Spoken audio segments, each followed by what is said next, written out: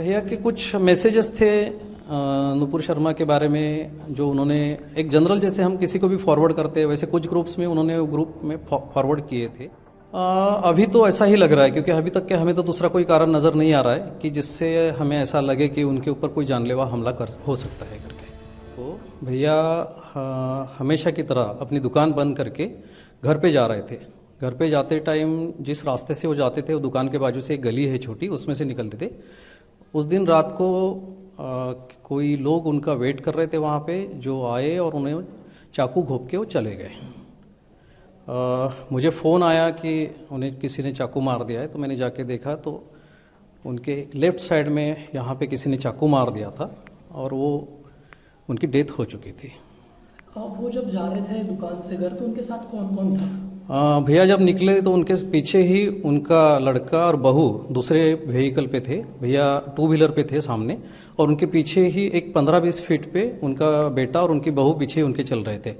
लड़के ने देखा कि कोई उन्हें मार रहा है और वो गाड़ी से नीचे गिर रहे हैं, और उस गाड़ी से गिरते टाइम उस गाड़ी के लाइट में उसने देखा कि किसी के हाथ में चाकू है।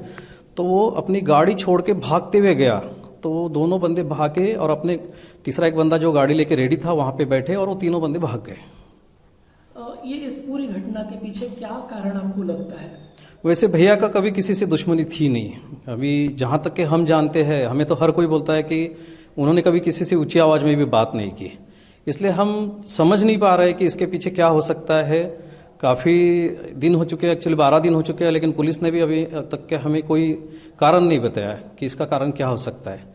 हमने पुलिस को पूछा था कि क्या ये लूटपाट का हो सकता है, कि तो उनका कहना था कि ये लूटपाट नहीं हो सकता, क्योंकि जनरली लूटपाट की घटना में शरीर पे घाव किए जाते हैं, सीधा नहीं काटा जाता है ऐसा। और या तो 302 में जनरली लूटपाट वाले लोग नहीं जाते हैं, ऐसा उन्होंने उस टाइम में हमें बताया था।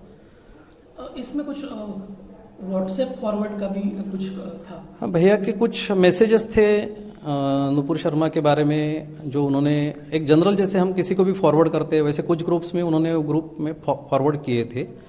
लेकिन अब इतने छोटे से 2-4 फॉरवर्ड से एकदम से जानलेवा हमला होना, ये अभी भी हम नहीं समझ पा रहे हैं। उन्होंने कुछ ग्रुप्स में फॉरवर्ड किए थे या व्यक्तिगत कुछ लोगों को? नहीं, उन्होंने ग्रुप्स में फॉरवर्ड किए थे। व्यक्तिगत रूप में उन्होंने कभी किसी को फॉरवर्ड नहीं किया था उसको।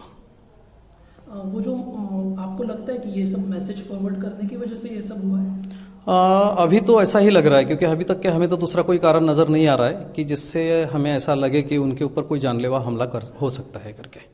हम लोगों ने बाकी सब चीज़ें जानने की कोशिश की थी कि पुलिस वालों ने हमें काफ़ी चीज़ें पूछी थी, क्या इनका कहीं पैसों का कुछ मामला था या कुछ ज़मीन को लेके था, और कुछ बाहर भी बातें चल रही थी। लेकिन ऐसा कुछ भी नहीं है, ऐसा कोई मैटर नहीं है कि जिसकी वजह से उनके ऊपर जानलेवा हमला हो सकता है। तो ये सब व्हाट्सएप फॉरवर्ड जो आपने कहा कि नुपुर शर्मा के समर्थन में किया गया, तो उसी के कारण लगता है आपको? उसके कारण हो सकता है, क्योंकि अभी भी हम पुलिस एजेंसी नहीं है या हम जांच समिति नहीं है।